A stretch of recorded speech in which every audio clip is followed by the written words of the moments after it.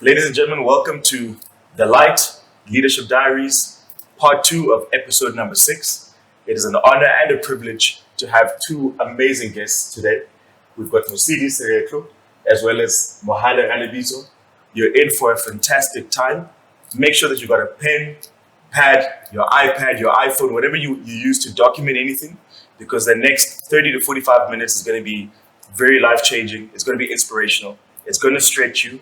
It's going to grow you. So be prepared to learn. Let me take this time to shine my light, shine the light, shine the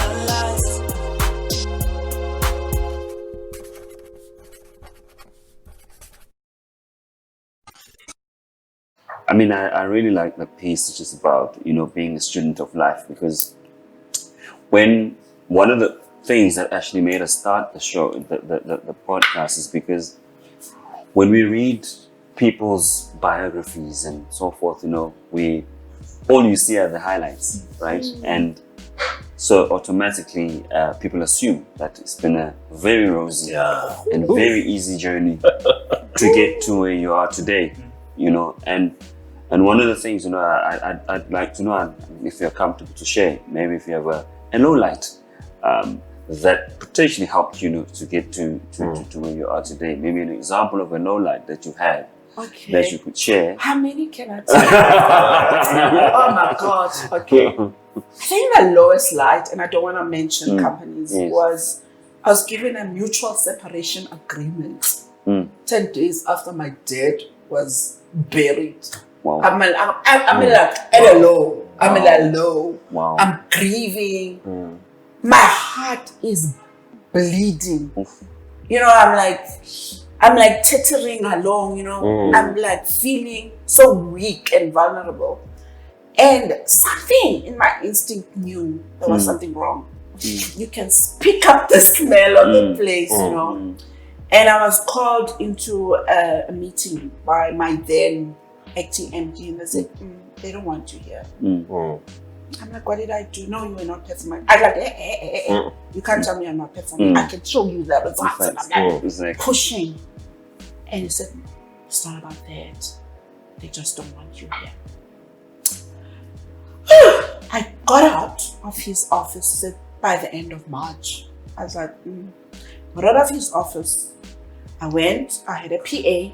I pretended everything was fine. I was like, hi, Mama, I'm going to come back. I'm not feeling well. I'm feeling like I need to go home. I'm lying to her to cover up. I don't want to tell her what's going on. I get in my car. It was a BM. I loved it. I felt good about it. It's like, I get on the phone. I phone my mom, who's still grieving for my dad. I go, Mama, I don't have a job. Smart. I don't have a job. What happened? I was like, I don't know. For 20 odd years in corporate, my job's gone. And I sat for, I think, 3 months, depressed. Not like dead depressed, but depressed. Like, why me? I was grieving. I was grieving for my dad. I was grieving for the loss of status, I think. I was grieving for loss of money, finance. And that was a low. That was a painful low. But was the best low ever. The best. Because I came back fighting. I was like, oh man, who do they think they are? And I could feel the spirit of me coming back. I made mistakes. I started a business of grief and sadness. And that energy carried through. Because that energy, it comes with you. If you start something of sadness and grief, please go grief first. Take out that thing. You must always start something from an energy of power, of love. So that was a low. But I learned so much about the me. and what a fighter I am. And I realized I wasn't meant to be there. I realized at that moment I wasn't meant to be there.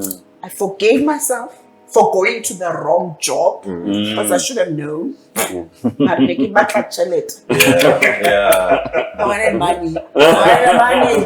Then money can make you go for the for choices because you just focused on the money. I didn't focus on Musidi, what she wants. I wanted the money. So I forgave myself. I forgave. When I forgave, I was fine. I made peace. And I want to stress something. Hard and low moments are the best. Because without that, you'll never know who you can be. Everybody I've looked at, Oprah has gone through low moments. Even if both Jeff Bezos are looking there, they'll tell you they've gone through low moments. They may not talk about that. But low moments either define you or break you. You choose. Will they define you or may they break you? And so, don't ever look at low moments as, do that, grieve, cry. But take them on and say, what can I learn from this? What's the lesson for me? Because the lesson is for you to be a better you in the future. And that's what I'm smiling today.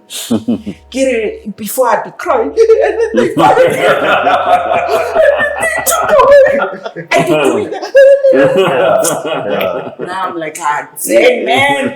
Amen. I'm out of there. I'm like, yo, it was amazing, powerful moment for me. Wow. So, Wow. That's amazing. Thanks for sharing. That's a beautiful story. And for you, Mohan? Yeah, you know, life is strange.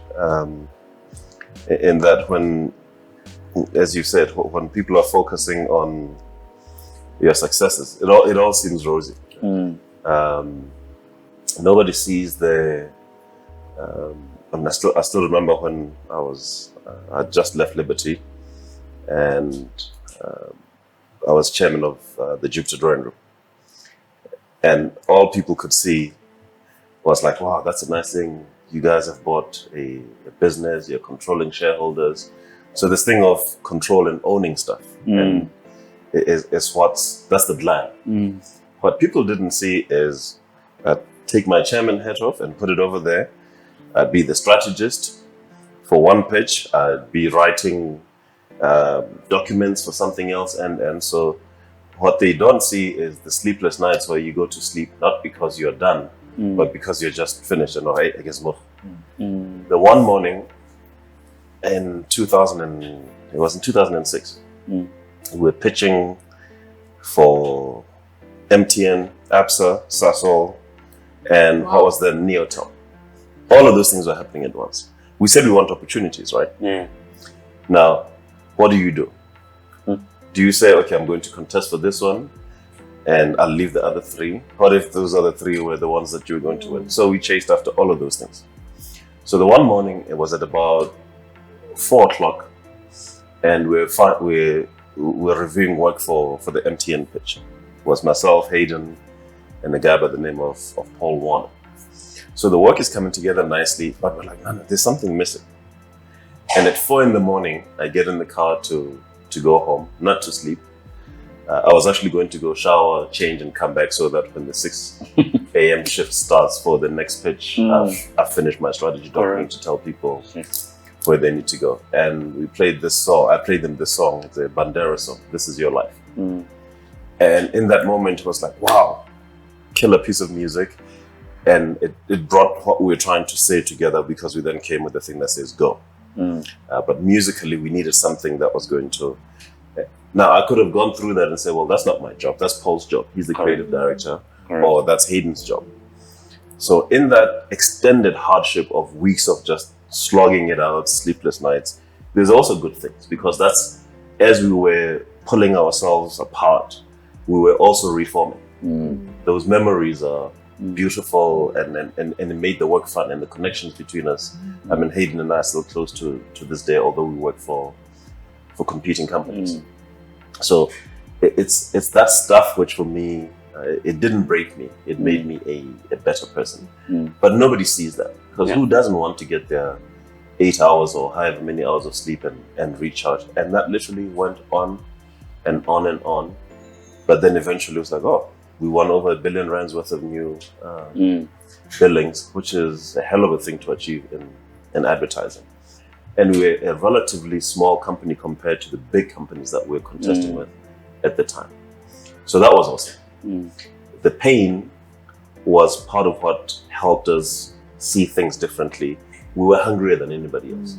What people don't know is that I was sitting thinking, flip, if this thing doesn't work, my home is part of the security structures that we have for the debt that we took from the IDC. Bomkari and Dalos's homes. And I was like, we could easily, I could go from being a 30-some odd year old who's halfway to being rich to being broke with nothing. Like nothing. Overnight. Yeah. And then, but that's not the real lows that I've suffered in my life have been when we have to take people out of work. One of the worst experiences I had, I don't know, I think it was probably less than 30 or something, or nearing 30, and we were retrenching people. I was at such and such at the time. We just lost the multi-choice account. It's the worst thing you can do. Because you feel guilty to say, well, I'm affecting people. In fact, it was so bad that it was off the back of that I then left to go to TBWA, because I just I couldn't be in that building where we pretty much ended people's livelihoods. And there was absolutely nothing we could do to get the client back. But you have to take the hard medicine, which is that your cost to income ratios are out. You either increase the revenue or you cut the costs. And unfortunately, in the ad industry, the assets are the people. So cutting costs means putting people out of work. Worst thing I've ever done in my life. And to this day, when it comes to not being able to pay our bills on time, whether it's your rent or any number of those things that are inputs into business, and then people see you running around, they think, wow, it must be awesome, you're the chairman of this. I'm like, I'm the chief worker. That's all I am. And in the entrepreneurial space, there's less people to direct, which is, if this needs doing, you're doing it. So it's, but as you've already said, it's that stuff which, because you can buckle and give up and sit around and feel sorry for yourself, or you dust yourself off and get out there and do it again and again and again and again. And I wanted to point out that bad times don't last, but we make them last in our minds. It's gonna literally. The bad thing is your thought in your head at that moment. And if you allow yourself to say, it's just a thought, maybe it's a lesson for me. Bad times do not last. And when you start thinking, this is not gonna last, it starts becoming better. Because I believe bad times are lessons. When you get over the lesson, the summer will come. Nature has 4 seasons. It's got winter, it's got spring, it's got autumn. By the way, I don't think we need winter. I'm a winter baby. As a footnote, I'm a winter baby. Because they know you are looking when you have to rake those leaves. That's why you go because you're thinking, yes, it's my dad baby. That's why you don't like winter. It's clogging you up. I see winter. But it was during shutdown, one of the things that I had at least for the first few days, the pleasure of doing was doing just that. And in my head, visiting with my late dad, breaking leaves and doing all of that stuff. Because I was thinking, my goodness, if my dad had let me get away with not learning, I wouldn't be able to look after myself. I wouldn't be able to teach my kids that, the people who are here, who cut your grass and who do all of this other stuff, you must appreciate it. Nothing brings clarity more than having to do things that people do for you. Right. Yes. But it was also fun, and I was telling them the story to say, well, your granddad taught my brother and I how to do this, and now they don't just enjoy the garden, they connect to it at a level of appreciation which wouldn't be there because otherwise it's just something somebody does You walk past, you don't spend time to look at stuff blossoming. You don't. Absolutely. So hard work actually does I love it. does improve it. I've just done my own garden. Yeah. Not done, okay, but In the process. I still Yeah, you're put the working. energy. Yes. Yeah. Blocks. Yeah. I'm growing spinach and tomatoes Yeah. and carrot. And I also think like it. Yeah. I'm like, if you put something, you learn so much from it. Like I love it. Yeah. And the garden one is Yeah. the best. Yeah. You watch things grow. That's beautiful. Yeah. And I think that's the thing that a lot of people, us, myself, and Mike. I mean, and we have a lot of deliberations with Mike in terms of, this piece around the learning aspect. People always automatically assume that when you're talking about learning, it's going to the book, going to YouTube, and learning that way, and it's not about what they're actually going through and seeing that as a lesson in itself, and really honestly looking at yourself in terms of what could I have done better, what could I have done differently in that particular situation, and what was the real lesson, I think, for me, or in that particular situation. I would have asked, what one of Michael's lowest or biggest lessons. I don't know if you were willing to share. Yes, I've had so many. Yeah. I've had so many. The one that really comes to mind is, I was working in a really big FMCG company, and everything that you do, the impact is, it can cost the business 3, 4, 5 million rand. And by not doing this one thing, attention to detail, it came back. And even though, it gets signed off by your boss, who signs the boss, and then signed off, but it seemed to miss everyone. And, when it came out, I then said, Michael, you didn't do X, Y, and Z. And I said, no, you're right. I take full responsibility and accountability. So what is going to happen? And the business said, well, this is gross negligence. Oh. I said, gross negligence? Yeah. Not negligence. Yeah. Gross negligence. I said, yeah, that's Not a what it is. mistake. And then I stood back and I said, okay, so if that is what it is, so what are the consequences? What must happen? Surely we can find a way to work this out. And the business said, unfortunately, this is where our roads come to an end. Wow. It's an organization I put in a lot of my energy, my time. I love the company, I love the brand, I love the people that I work. It was a family, But at that particular moment, that's when you realize, firstly, when you work in corporate, it's unfortunate, but you are just an employee. Absolutely. Irrespective of what you bring in or how hard you work. And that was a lesson that I had to learn for the first time. The second thing about that is exactly what you've said, is how do you pick yourself up off this? Because I went through a depression and I didn't know that. And that's the thing with depression. People think that health and wellness, you think that you feel that something's not right, but you don't know just how bad it is. And I try to, because I always look at life as hopeful, optimist, and at that particular moment, I still had that mindset, but I just wasn't myself. And the people that were very close to me could pick up on my energy that I'm not okay. And because I'm a very private person, I didn't tell anyone about this. The only person that people that knew was at home. And as a result, then I resigned from the organization, because the organization said, look, one of two things will happen. You go through a disciplinary hearing, and this will be the outcome, or you resign. So I resigned. And I told people that I took a sabbatical, because I was too embarrassed to tell people this is exactly what happened. Yeah. And my sabbatical lasted, approximately 9 months. The first 3 months, I enjoyed it. I'm on sabbatical. Yeah. I've cashed my shares. I'm enjoying life. I'm playing golf. I'm out here. And then, then reality starts to sink in that you need to find a job now, Yeah. And the longer that went on, I become anxious. Yeah. Just like, am I still good enough? And self-doubt starts to creep in. Can I still do what I was doing? Can I still achieve what I was achieving? And, then you start to battle with your mind. And you said something so powerful, which is, that is when I had to make a decision. To say that as much as this has happened, and this happens to many people every day of our lives, but I've got a choice to make. And once I made that decision, and when I started in the new organization, which is a clean slate, you still have that hovering in the back of your mind, you know, that self-doubt. And once I got over that, you know, then everything changed. And actually, it was, what we never know is it was divine intervention. It was the right thing at the right time.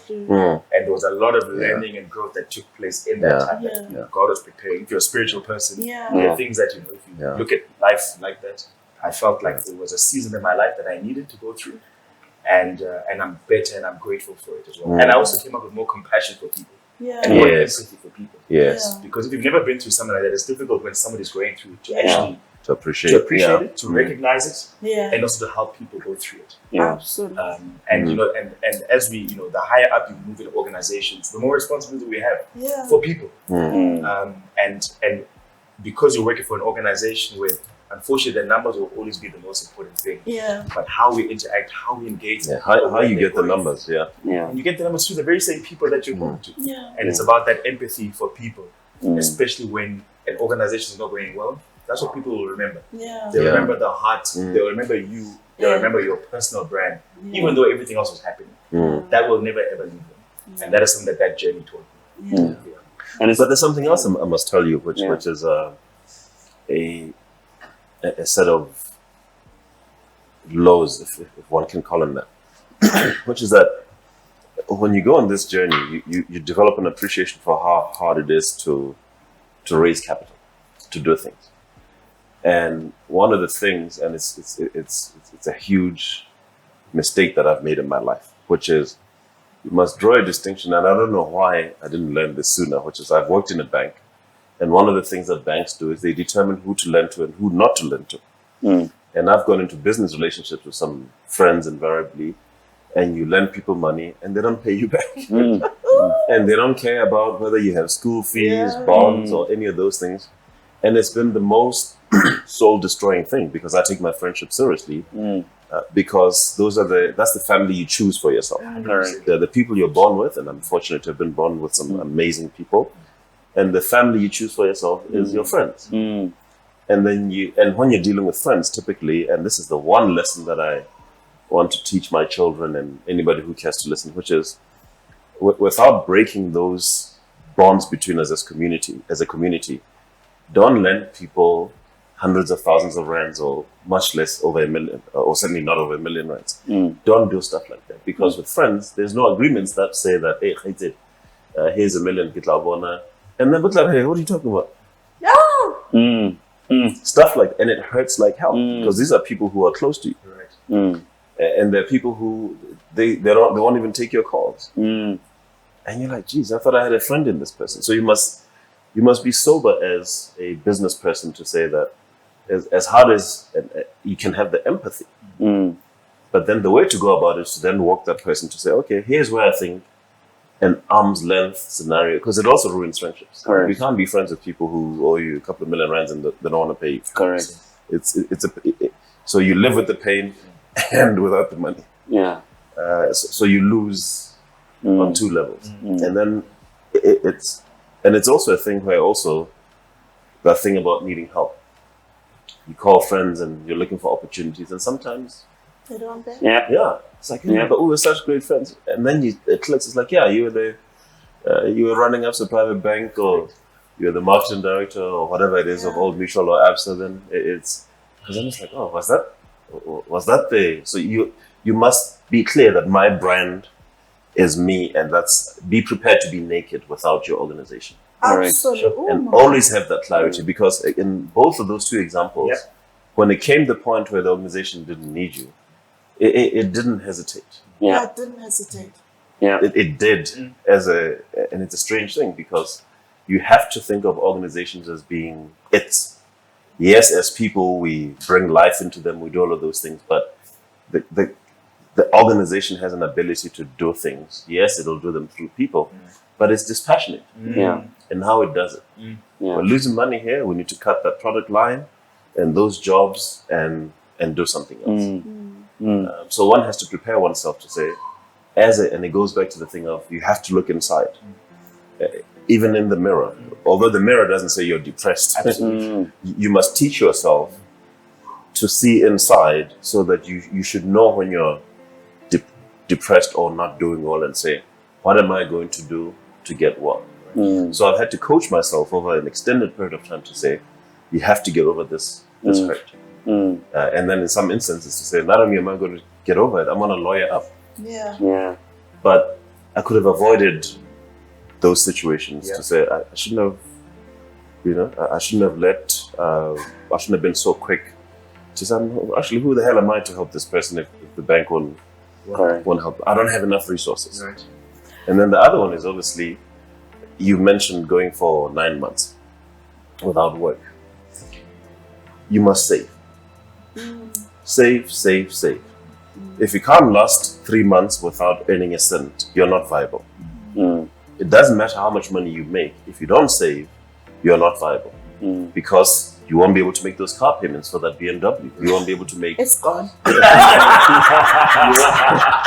You won't be able to make the payments for the bond for the people who've had the good sense to buy property rather than to pay somebody else's property. And that's the difference between success and failure, which is when the speed bumps come, they'll always come in life. There's no avoiding them, unfortunately. What you can do, though, is to be better prepared. I wouldn't have lasted 7 years as an entrepreneur if I hadn't been an aggressive saver. So whatever I'm consuming, there's 5 pockets. If I have a rent, there's at least 5 pockets. 2 of those, one is long-term saving because someday I'm not going to be able to work. At least it used to be when I had a salary. That finance things. And I also learned it from my mother. My mother can take a rand and make it 10. I don't know how she does it.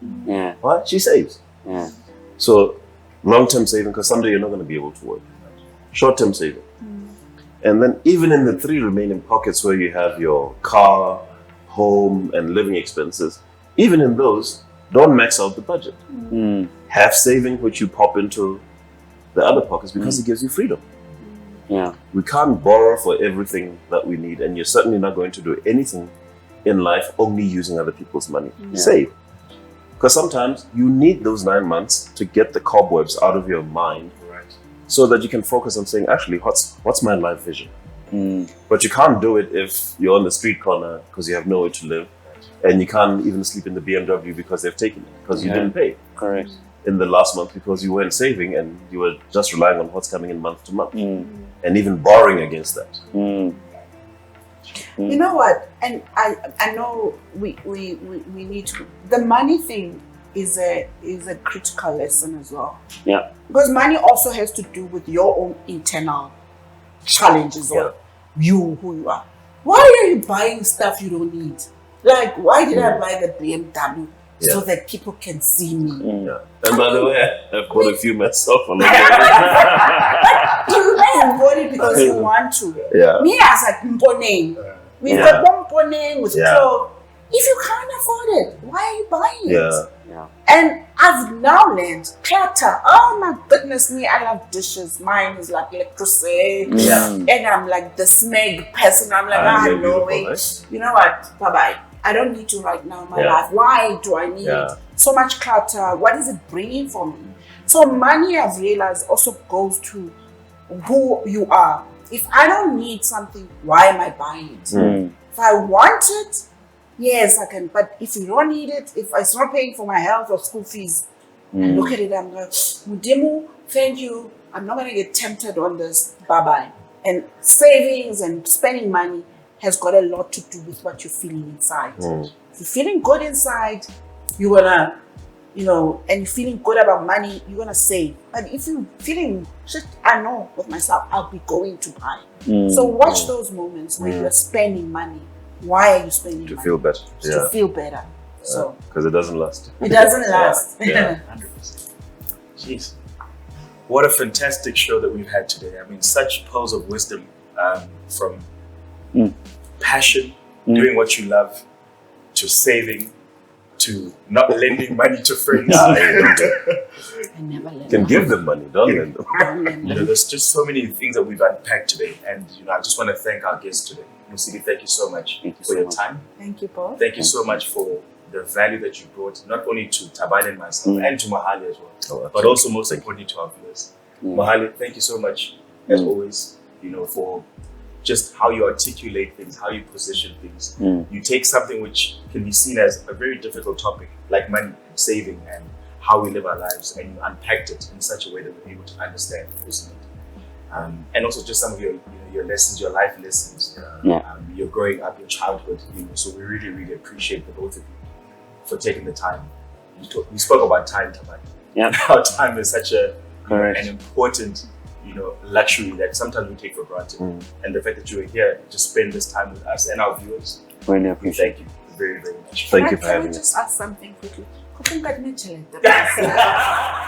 So thank you very much for joining us on the Light Leadership Diaries, episode number 6. So if you really enjoyed today's content, make sure that you subscribe right here. And then after you subscribe, Tabani, what must they do? Get the bell notification so you get communication every time we upload a new episode. And then once you do that, make sure that you write some comments, like it, share it with your family, your friends, and all the audiences that you know that will really benefit from the content. Let